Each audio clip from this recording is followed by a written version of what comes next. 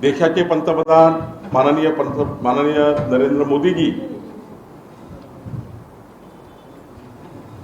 यांनी त्यांच्या सरकारचा 3-0 कार्यकाळ सुरू केला आणि या 100 दिवसामध्ये विकसित भारताच्या संकल्पाकरता आणि विकसित भारताचा संकल्प करताना भारताच्या विकासावर 100 दिवसात 122 विकासाच्या विषयावर मोदी सरकारने निर्णय घेतले। मोदीजींनी लोकसभा निवडणुकीमध्ये जो मॅनिफेस्टो दिला होता, विकासाचा जाहीरनामा दिला होता, पहिल्या 100 दिवसामध्ये मी आपल्याला 122 मुद्दे देणार आहे। ज्या 122 विकासाच्या विषयाचे निर्णय आपल्याला लेखी देणार आहे। पण हे करताना ठळक मुद्दे सांगताना पहिल्या 100 दिवसामध्ये 15 लाख कोटी रुपयाचे इन्फ्रास्ट्रक्चरचे प्रकल्प याला 100 दिवसातच मान्यता मिळाली आणि 3 लाख कोटी रुपयाचे कामं सुरू झाले। त्याची यादी आपल्याला देतो आहे। आपण बघितलं असाल, महाराष्ट्रामध्ये मागच्या वेळी मोदीजी आले, वाळवणमध्ये 76,200 कोटी रुपयाचा वाळवणचा जगातला सर्वोच्च बंदर, म्हणजे जगातल्या 10 सर्वोच्च बंदरामध्ये वाळवणचं बंदर हा मागच्या 40 वर्षापासून न होणारा प्रकल्प, त्याला कामाला सुरुवात झाली। प्रधानमंत्री ग्राम सडक योजनेच्या 9व्या टप्प्यांना मान्यता मिळाली, जेणेकरून ग्रामीण भागातले संपूर्ण रस्ते आता प्रधानमंत्री ग्राम सडक योजनेमध्ये संपूर्ण महाराष्ट्र आणि देशामधले होणार आहे।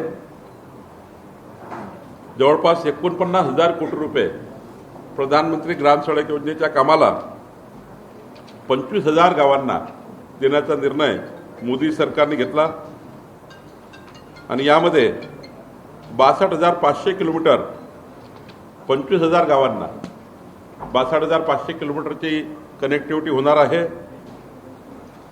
आपण बघितलं असाल, किसान मित्र योजनेमध्ये मोदीजींनी प्रधानमंत्री किसान सन्मान योजनेचा 17वा हप्ता रिलीज केला। 9,30,00,000 लोकांना, शेतकऱ्यांना 20,000 कोटी रुपयाचा रक्कम मागच्या हप्त्यामध्ये वितरित झाली आणि आतापर्यंत 12,33,00,000 शेतकऱ्यांना 3 लाख कोटी रुपये वितरित झाले। 3 लाख कोटी रुपये वितरित झाले। 24-25च्या खरीप पिकासाठी MSP वाढवण्यात आला आणि त्यामुळे MSP वाढवल्यामुळं 2 लाख कोटी रुपयाचा फायदा 12 कोटी शेतकऱ्यांना झाला। याचे सर्व आकडे उपलब्ध आहे। किसान मित्रमध्ये महाराष्ट्राला मोठा फायदा झाला। सोयाबीनमध्ये आता बघा, पाम ऑइलवर इम्पोर्ट ड्युटी नव्हती, आता इम्पोर्ट ड्युटी लावल्यामुळं सोयाबीनचे जी मागणी शेतकऱ्याची होती की आमचे दर वाढवा, यामध्ये खूप मोठा फायदा सोयाबीनच्या शेतकऱ्यांना त्यांची आधारभूत किमतीपेक्षा जास्त पैसा त्या ठिकाणी शेतकऱ्यांना त्या ठिकाणी सोयाबीनच्या विक्रीवर मिळेल, याचा मला विश्वास आहे।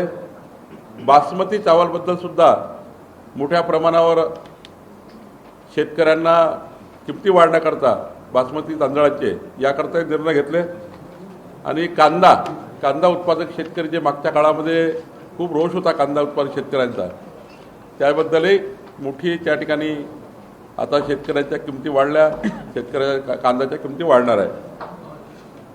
कर सवलत आपल्याला माहिती आहे की आता 7 लाख रुपयापर्यंत इन्कम टॅक्सला केंद्र सरकारने सूट दिली आहे आणि मोठा फायदा या ठिकाणी मध्यमवर्गीय लोकांनाही झाल्याचं आपल्याला दिसतं आहे. ईज ऑफ डुईंग बिझनेसमध्येही जवळपास 8 निर्णय केंद्र सरकारने घेतले. सशक्त तरुण योजनेमध्ये 2 लाख कोटी रुपयाच्या PM पॅकेज योजना तरुणामध्ये रोजगार आणि कौशल्य निर्माण करण्याचा करण्याकरता सशक्त तरुण योजना ही योजनेचंही काम सुरू झालं. आपण बघितलं असाल जसं महाराष्ट्रामध्ये मुख्यमंत्री माझी लाडली बहीण योजना आपल्या महाराष्ट्र सरकारने सुरू केली, त्याचप्रमाणे सशक्त नारी शक्तीमध्ये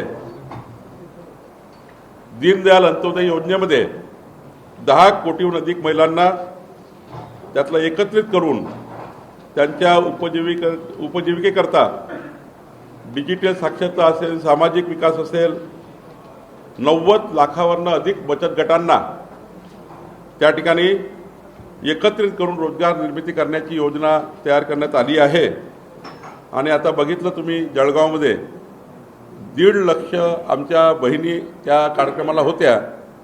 लखपती दीदी म्हणजे 3 कोटी महिलांना लखपती दीदी करण्याचं उद्दिष्ट, त्यामध्ये महाराष्ट्राला मोठा लाभ केंद्र सरकारकडे झाला. OBC मागासवर्गीय अनुसूचित जमाती या समाजाकरताही जे पिछडा वर्ग आहे या समाजाच्या विकासाकरता माननीय मोदी सरकारने मागच्या 10 वर्षात जर देश पुढे नेलाच तर या 100 दिवसामध्ये या ठिकाणी उन्नत ग्राम अभियानामध्ये म्हणजे बघा त्या ठिकाणी आदिवासी सामाजिक सुधारणा करण्याकरता उन्नत ग्राम अभियानामध्ये 63,000 अनुसूचित जमातीच्या गावांचा विकास, 63,000 अनुसूचित जमातीचे गावं, शेड्यूल ट्राईब गावं, 63,000 गावं यांच्याकरता मोठ्या प्रमाणावर आणि एका गावाकरता 5 कोटी या पद्धतीनं सुधारणा योजना तयार केली.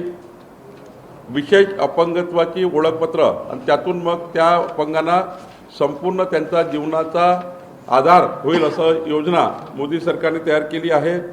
त्याचंही जवळपास 11 बाबीवर मी आपल्याला विवरण देणार आहे.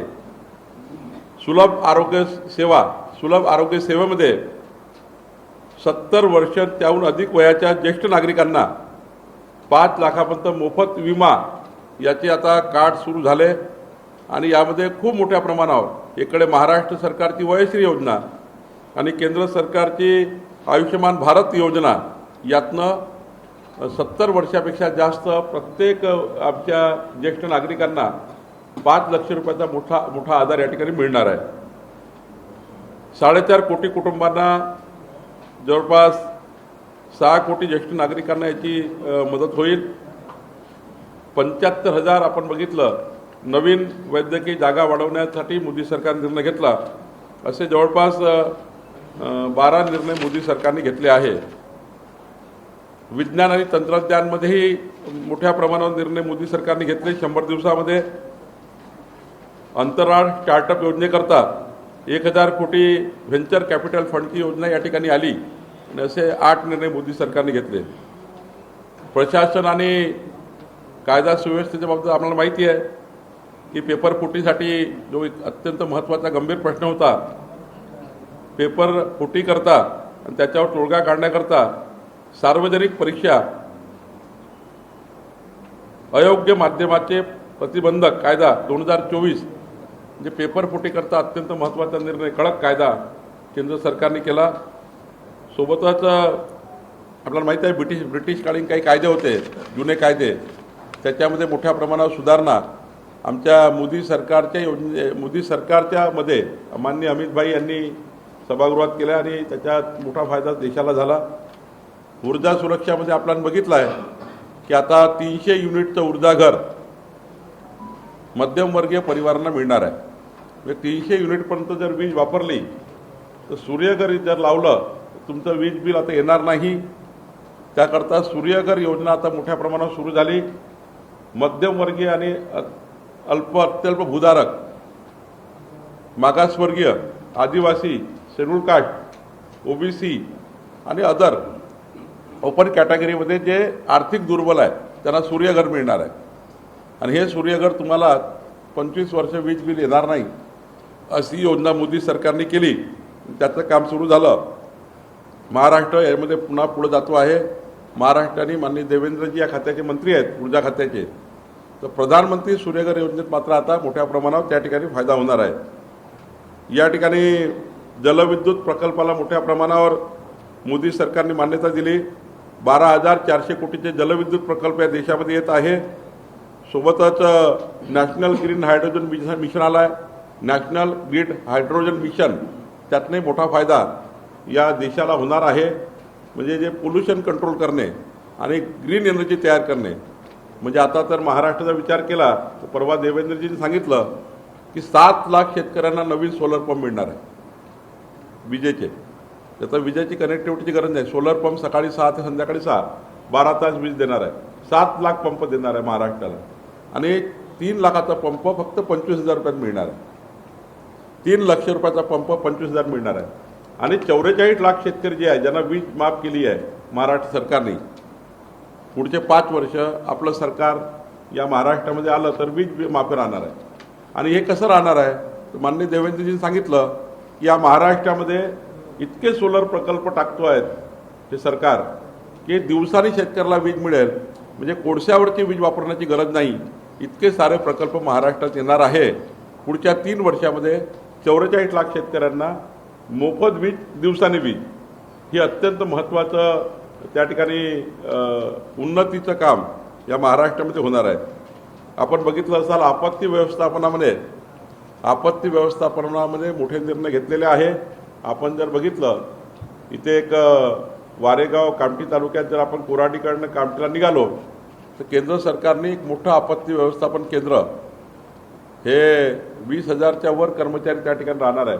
ते जगात कुठेही त्या ठिकाणी आपत्ती आली, सुनामी आली, कुठेही काय झाला भूकंप तर आधी या देशातलं सर्वात ॲडव्हान्स केंद्र हे वारेगावला होत आहे. काम मोठं सुरू झालं आहे बघा. आणि त्यामुळे तिथे देशाचं आपत्ती व्यवस्थापन पूर्ण मॉनिटर त्या ठिकाणी होणार आहे. या ठिकाणी मानस नावाची हेल्पलाईन सुरू करण्यात आली आहे. सायबर गुन्ह्याशी लढणाऱ्या सर्व स्टेक होल्डरसाठी समन्वयक प्लॅटफॉर्म सुरू करण्यात आला आहे. पुढील 5 वर्षात 5,000 सायबर कमांडो तयार करण्याची योजना मोदी सरकारने केली. आणि सायबर गुन्ह्याची नोंद करण्यासाठी सायबर दोस्त मोबाईल ॲप लॉन्च करण्यासाठी आता लॉन्च करण्यात आलं. असं मी 122 मुद्दे याच्यामध्ये आहे. मी आपल्याला सर्व माझ्या मित्रांना, आमच्या पत्रकार बंधूंना, कारण आपण एक अत्यंत महत्त्वाचं माध्यम आहे आणि आपल्या माध्यमाने हे जर व्यवस्थितपणे मांडलं तर ज्या नागरिकांना योजनेतनं येण्याकरता काही माहिती नसते त्या लोकांना माहिती होईल. कारण शेवटी सरकार एखादी योजना करतं पण सरकारची योजना समाजापर्यंत पोहोचवण्याचं माध्यम मीडिया आहे, डिजिटल मीडिया आहे. आपण सर्व या ठिकाणी संपादक आहात. आपण सर्व या ठिकाणी डिजिटल मीडियाचे प्रमुख या ठिकाणी अत्यंत माध्यमाचे ज्येष्ठ प्रतिनिधी बसलेले आहात. तर मला असं वाटतं की आपल्या माध्यमातून 122 मुद्द्यावर आपण मोदी सरकारने 100 दिवसात केलेलं काम आम्ही 100 दिवसांनी पुन्हा येणार आहोत आपल्याकडे. आणि प्रत्येक 100 दिवसात मोदी सरकारने काय काय देशाकरता केला हे आम्ही आपल्याला सांगणार आहोत. अशाच योजना आपण लोकसभेच्या अगोदर लोकांपर्यंत पोहोचवण्यासाठी यंत्रणा आणि नियोजन तयार केलं होतं. मात्र रिझल्ट आपल्या समोर आले. विधानसभेसाठी आपण स्पेशल काही रणनीती आहे का? आणि विशेषतः संघाने चिंता व्यक्त केली आहे की आदिवासी जो मतदार आहे तो आपल्यापासून तुटतो आहे भाजपपासून. त्याबद्दल आपलं काय भूमिका आहे? लोकसभेच्या आधी आम्ही मागच्या 10 वर्षात मोदी सरकारने या देशाकरता काय योगदान दिलं आहे, आंतरराष्ट्रीय पातळीवर देशाची पत कुठपर्यंत पोहोचली आहे आणि विकसित भारताकरता मोदीजींनी काय संकल्प केला आहे हा आम्ही मांडला. आमचा जाहीरनामा मॅनिफेस्टो मोदी सरकारचा मांडला, 3-0 सरकारचा. पण जनतेला विकसित भारताच्या संकल्पाकडे किंवा नॅशनल निवडणुकीकडे या ठिकाणी ज्या पद्धतीचं मतदान झालं ते विकसित भारताच्या मॅनिफेस्टोवर कमी झालं. आणि विरोधकांनी ज्या पद्धतीने जनतेला कन्फ्यूज केलं, म्हणजे विरोधकांनी सांगितलं मोदीजी संविधान बदलणार आहे, विरोधकांनी सांगितलं आदिवासीचं आरक्षण काढणार आहे, विरोधकांनी सांगितलं महिलांना 850 रुपये महिना, 8,500 रुपये महिना आम्ही देणार आहोत, असे लोकल नरेटिव्ह तयार करून विकसित भारत बाजूला सोडला. आत्ता मात्र आम्ही जो मॅन्युफॅक्चर दिला मोदीजींनी, त्या मॅन्युफॅक्चरवर आमची जबाबदारी आहे. सरकार आल्यावर पक्षाची जबाबदारी आहे, सरकारची जबाबदारी आहे की जर आपण मतं घेतले आहे, या मताचं काय झालं, मतं घेऊन सरकार पडून गेलं का, असं जनतेला वाटू नये. 100 दिवसांनी हिशोब दिला पाहिजे जनतेला. म्हणून आम्ही आज तुमच्यासमोर आलो आहे. एक राहिला प्रश्न विधानसभेचा. विधानसभा निवडणुकीच्या पूर्वी आम्ही जेव्हा जातो आहे, लवकरच विधानसभा निवडणुका लागतील, पण आम्ही केंद्र सरकार राज्य सरकारकडनं महाराष्ट्राच्या विकासाकरता 14 कोटी जनतेच्या विकासाकरता जो अजेंडा घेऊन समोर जातो आहे, तो डबल इंजिन सरकारचा अजेंडा आहे. मोदी सरकार दिल्लीमध्ये 2029 पर्यंत आहे. मग 2029 पर्यंत मोदी सरकार आहे आणि आम्ही स्पेसिफिक विकसित भारताचा जाहीरनामा घेऊन आलो आहे, विकसित भारताचा विकास घेऊन आलो आहे. मोदीजी त्यावर पूर्ण काम करत आहे. आमचा एकच महाराष्ट्र जनतेसमोर आम्ही आमचा अजेंडा ठेवणार आहे. मोदीजी 2029 पर्यंत प्रधानमंत्री आहे. महाराष्ट्रात जर महायुतीचं सरकार आलं, केंद्र सरकार राज्य सरकारचं डबल इंजिन या महाराष्ट्राच्या 14 कोटी जनतेचं कल्याण आणि महाराष्ट्र विकसित झाल्याशिवाय राहणार नाही, हाच आमचा मुख्य अजेंडा निवडणुकीचा असणार आहे. राहिला प्रश्न आदिवासी भागातल्या जनतेचा. आदिवासी जनतेला आमच्या विरोधकांनी कन्फ्यूज केला आहे. आम्ही आदिवासी विभागाच्या आदिवासी नागरिकांना परिवारांना मुख्य प्रवाहात आणण्याचा प्रयत्न करतो आहे. नंदुरबारसारख्या जिल्ह्यात असो, गडचिरोलीसारख्या जिल्ह्यात असो, आम्ही इतक्या योजना राबवतो आहे. बघा, काँग्रेस सरकारच्या काळामध्ये कधी 18,000 कोटीच्यावर कधी मिळायचे नाही आदिवासी भागाच्या जनतेला केंद्रातनं. आता 86,000 कोटी रुपये मिळतात. 86,000 कोटी प्रत्येक वर्षी. म्हणजे बघा, 18,000 कोटी कुठं वर्षाचे आदिवासी भागाच्या विकासाकरता, आणि 86,000 कोटी कुठं. इतकं देऊनही त्यांना कन्फ्यूज केलं आहे. आदिवासी भागातल्या जनतेला जे कन्फ्युजन्स आहे ते कन्व्हेन्स करून त्यांच्यासमोर वस्तुस्थिती मांडून त्यांना आमच्याकडे आणण्याचा आम्ही प्रयत्न करतो आहे. मला विश्वास आहे की खोटारडेपणा दूर होईल आणि खोटारडेपणा जो आदिवासी जनतेच्या मनात त्यांनी भरला काँग्रेसवाल्यांनी, तो दूर होईल आणि आम्ही त्यांना कन्व्हेन्स करून आमच्याकडे पुन्हा आदिवासी समाज आमच्या बाजूने आल्याशिवाय राहणार नाही. चंद्रशेखर जी, आपके पार्टी के राज्यसभा के सदस्य अनिल बोंडे जी, उन्होंने राहुल गांधी को कहा है कि उनकी जीप पे चटके देने चाहिए. आपके सहयोगी पार्टी के विधायक कहते हैं कि उनकी जीप काटनी चाहिए. तो ये 100 दिन का असर है क्या, क्या है, इस प्रकार का वक्तव्य दिया जा रहा है? देखिए, मैं संजय गायकवाड़ या अनिल बोंडे के वक्तव्य से सहमत नहीं हूं. उन्होंने ऐसा इसके बाद कहना भी नहीं चाहिए. लेकिन राहुल गांधी ने भी संभल के बात करनी चाहिए. जिस प्रकार से देश विरोधी बयान, समाज विरोधी बयान राहुल गांधी देते हैं, इनकी आदत है. 3 पीढ़ियों से हम देखते आ रहे हैं. जब महामानव डॉक्टर बाबा साहेब आम्बेडकर ने संविधान से आरक्षण दिया, तब पंडित जवाहरलाल नेहरू खड़े हो गए उठकर और कहा, यह आरक्षण देना, शेड्यूल कास्ट, शेड्यूल ट्राइब और ओबीसी को आरक्षण देना, ये तो विकास में बाधा आएगा. ये बयान पंडित जवाहरलाल नेहरू ने दिया था कि विकास में बाधा आरक्षण होता है, नहीं देना चाहिए आरक्षण, ऐसे पंडित जवाहरलाल नेहरू कहते हैं. बाबा साहब आम्बेडकर जी ने आरक्षण दिया संविधान में. उसके बाद आपने देखा कि राजीव गांधी उठकर खड़े हो गए आरक्षण के खिलाफ. उनने कहा कि बुद्धिहीन लोगों को आरक्षण मिलता है और उनको आरक्षण देना चाहिए. बुद्धिहीन लोग क्या, ओबीसी बुद्धिहीन है, शेड्यूल कास्ट बुद्धिहीन है, शेड्यूल ट्राइब बुद्धिहीन है? राजीव गांधी का बयान था, सेकंड जनरेशन का. थर्ड जनरेशन राहुल गांधी कहती है अमेरिका में जाकर, अब हम आरक्षण हटा देंगे, आरक्षण नहीं चाहिए, और यही कहते हैं कि मोदी जी के खिलाफ चुनाव में झूठे बोलते हैं. तो मुझे लगता है कि जिस प्रकार से राहुल गांधी का बयान ओबीसी समाज के खिलाफ, एससी एसटी के खिलाफ आया हुआ है कि हम आरक्षण नहीं देंगे, हमारी सरकारें आएगी तो हम आरक्षण नहीं देंगे, सीधा कबूल किया. उनके पेट में था, वो वोट जुबा पे आ गया है. तो ये बात भी नहीं होनी चाहिए.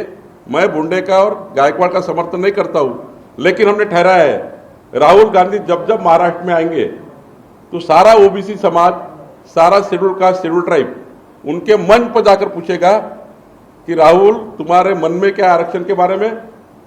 आपने मोदी जी के खिलाफ झूठ बोला है, मोदी जी संविधान बदलने वाले ऐसा झूठ बोला है। हम अब राहुल गांधी को पंडाल में जाके उनके डायस पे जाके पूछेंगे कि आरक्षण के बारे में आपकी भूमिका पहले क्लियर करिए, बाद में ही महाराष्ट्र में पाव रखिए।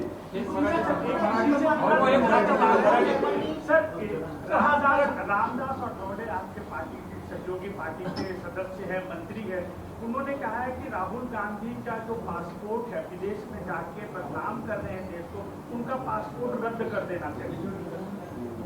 देखिए, रामदास अठौड़े जी ने सोच समझकर बोला होगा, क्योंकि राहुल गांधी जब जब विदेश जाते हैं तो देश की बदनामी करते हैं।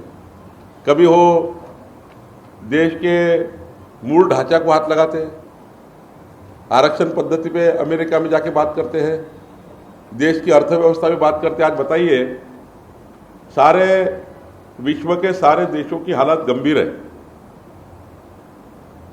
उनका जीडीपी कम होते जा रहा है और एक कोरोना के संक्रमण में 130 करोड़ का भारत संभालकर देश को अच्छा रखना, आप सोच सकते हैं कि कोरोना के संक्रमण का भारत, ऐसे भारत को आप सबको, मुझे, आप सबके परिवारों को जिस प्रकार से कोरोना के संक्रमण ने घेर लिया था, उस समय भारत देश को मजबूत रखना, भारत की अर्थव्यवस्था को मजबूत रखना, भारत के जीवन को मजबूत रखना, पूरा विश्व तहस नहस और भारत मजबूत, आप इसकी भी बदनामी करते हो विदेश में जाकर।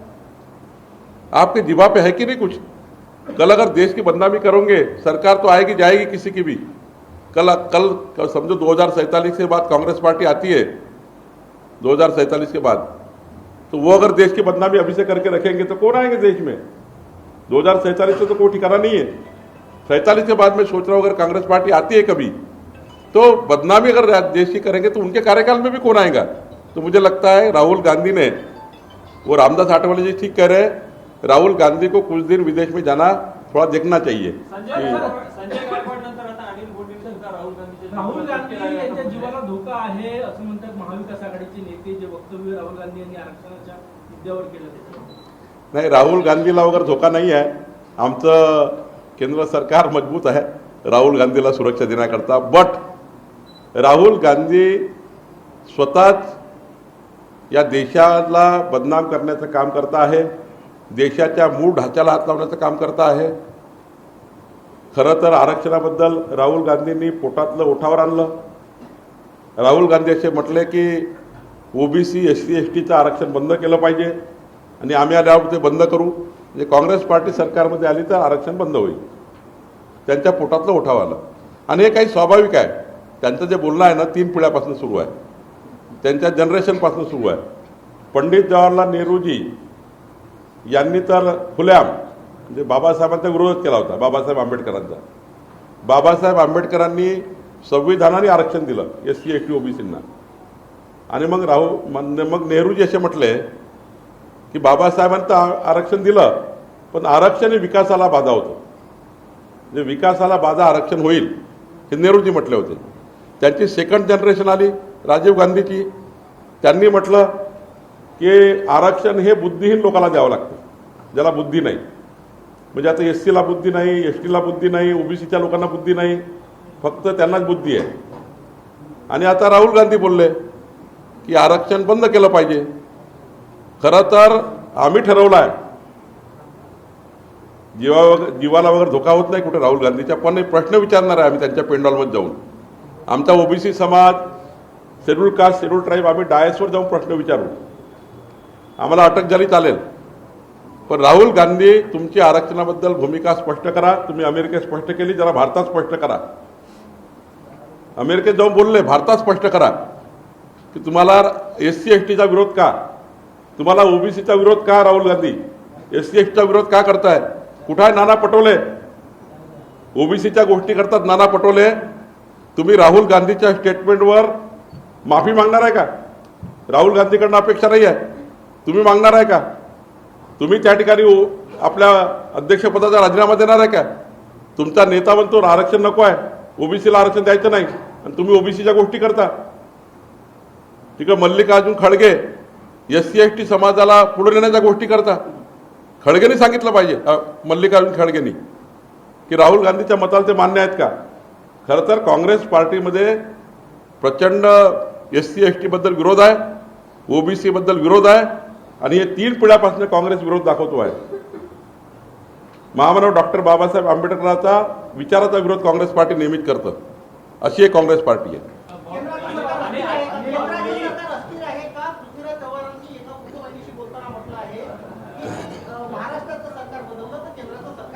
पृथ्वीराज चव्हाणच अस्थिर आहे.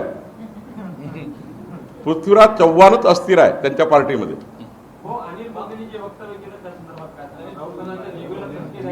मी सांगितलं ना की संजय गायकवाड किंवा अनिल बोंडेंच्या वक्तव्याचं असं वक्तव्य करू नये.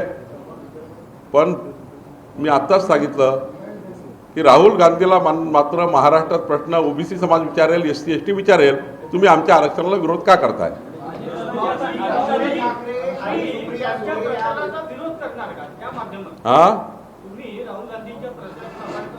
होय, राहुल गांधी जिकडे प्रचार सभेला येणार तिकडे ओबीसी समाज, SC समाज आणि ST समाज या समाजाला तर माझी विनंती आहे, SC ST ओबीसींना, की राहुल गांधीच्या सभावर बहिष्कार टाकला पाहिजे. पहिले तर सामाजिक बहिष्कार व्हावा. राहुल गांधींच्या या भूमिकेवर समाजानेच बहिष्कार टाकला पाहिजे, जाऊच नाही ओबीसी SC ST. त्यांनी सरळ SC समाजाचा विरोध केला, आरक्षण नको आहे SCना, म्हणजे आम्ही SCला आरक्षण देणार नाही, आम्ही STला आरक्षण देणार नाही, आम्ही ओबीसीला आरक्षण देणार नाही. मग आता आम्ही 3ही समाजाला विनंती करतोय, 18 पगड जाती, 12 बोलतेदार, SC समाज सर्व, राहुल गांधीचा बहिष्कार महाराष्ट्रात करावा. आणि आमची भूमिका पक्ष म्हणून, आमची बांधिलकी समाजाची म्हणून आम्ही राहुल गांधीच्या सभेमध्ये प्रश्न विचारतो.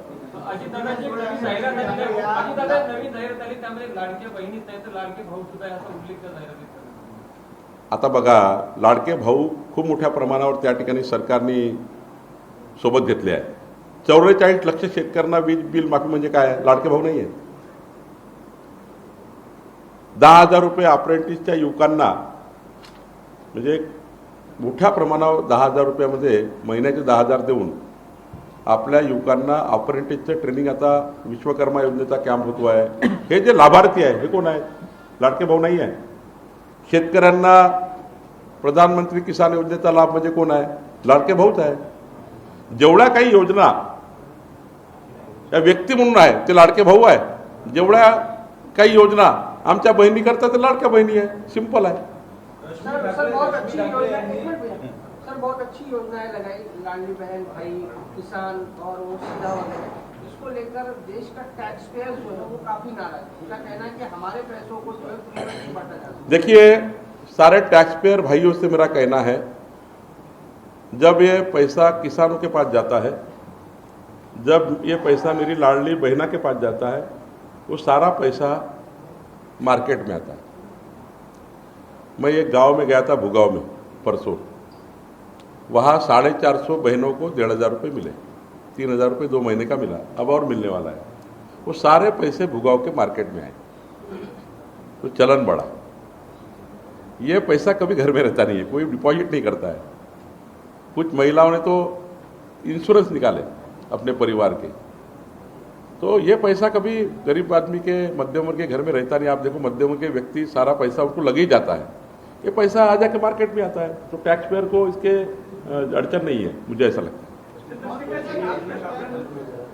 मुंबईला लीक रोडवर ऑडिओ गाडीने रेसिंग करता करता ऍक्सिडेंट झाला, जसं विषयापासून दूर जातो मग हा प्रकार कधी आळा पडणार का?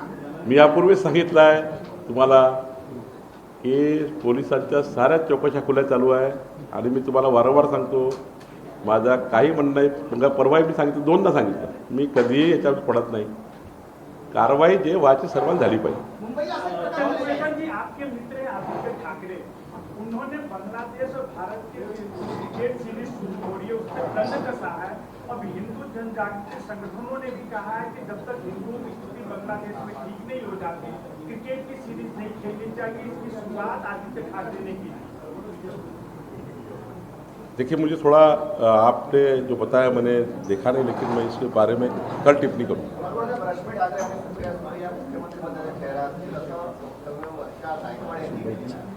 नाही, मला हे एवढं माहीत आहे, बाकी काही मला माहिती नाही, पण एवढं नक्की माहिती आहे की शरद पवार साहेबांना सुप्रियाताईंना मुख्यमंत्री करण्याचंच योजना तयार केली आहे। उद्धव ठाकरे साहेब हे काँग्रेस समोर, शरद पवार समोर मुख्यमंत्री पदाचा कटोरा घेऊन फिरत आहेत। काँग्रेसमध्ये 8 मुख्यमंत्री महाराष्ट्रात फिरत आहेत। महाराष्ट्रात एकूण महाविकास आघाडीत 11 मुख्यमंत्री फिरत आहेत, एवढं मला माहिती आहे। पण पवार साहेबाची जिद्द आहे, काही झालं यावेळी काय ऐकत नाही, सुप्रियाजींना मुख्यमंत्री करायचं आहे। हे खरं आहे की माहीत नाही, पण मला माझी जी माहिती आहे ती फार अत्यंत चांगल्या सोर्सेसकडनं आहे।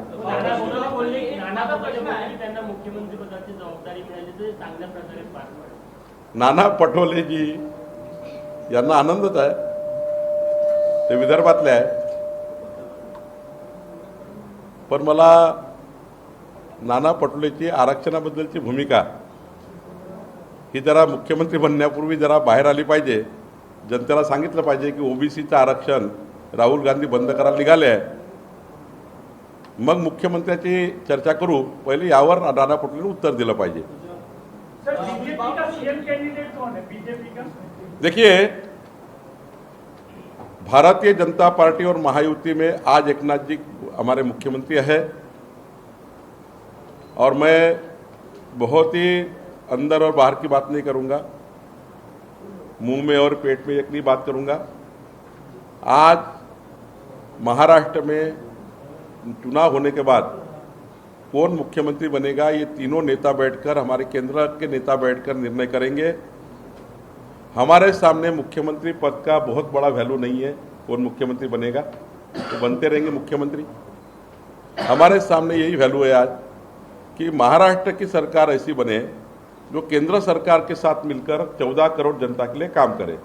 मुझे पक्का मालूम है, अगर कुछ भी गलती महाराष्ट्र की जनता के हाथ से होती है और गलत वोट महाविकास आघाड़ी को जाता है, तो मोदी सरकार का ये जो एजेंडा मनी यहाँ पड़ा है, ये 5 साल एक भी योजना महाराष्ट्र में नहीं आने देंगे।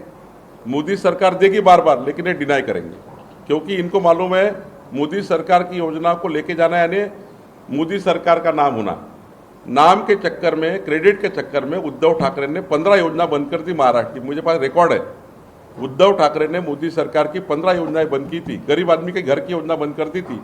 मुझे ये डर है, फियर है, हमको अपोजिशन में और सरकार में आने का कुछ चिंता नहीं है, अपोजिशन में जाने की भी चिंता नहीं। चिंता इस बात की है, 14 करोड़ जनता का जो मोदी सरकार का जो एजेंडा है, 14 करोड़ जनता के विकास का, ये महाविकास आघाड़ी बर्बाद कर देगी। और कल तो नेता ने कहा, कांग्रेस के एक नेता ने नागपुर के, कि भाई हम आते बराबर, यानी सरकार में महाविकास आघाड़ी आते बराबर पहला काम करेगी कि मुख्यमंत्री माझी लाडकी बहन योजना बंद करेगी। कल का पेपर स्टेटमेंट है उनका। देखिए ये क्या करेंगे, ये फियर है हमको। जनता का क्या होगा, ये फियर है। कैसा उसको एमएसपी मिलेगा, कैसी खरीदी होगी सोयाबीन की, कैसी कपास की खरीदी होगी, क्या एमएसपी देंगे क्या नहीं देंगे। आने वाली सरकार अगर महायुति की आती है, जो कमिटमेंट केंद्र सरकार का है और राज्य सरकार का कमिटमेंट है, वो 5 साल तक महाराष्ट्र मजबूत करेगा। और ये अगर आ गए तो ये महाराष्ट्र को बर्बाद करेंगे, 14 करोड़ जनता का हाल होगा, बेहाल होगा। इसलिए मैं ये बोल रहा हूँ कि महाराष्ट्र में महायुति की सरकार केंद्र सरकार के साथ काम करने वाली होनी चाहिए, ये हमें चाहिए। मुख्यमंत्री कौन बनेगा ये हमारा एजेंडा नहीं है, एजेंडा एक ही है, डबल इंजन सरकार।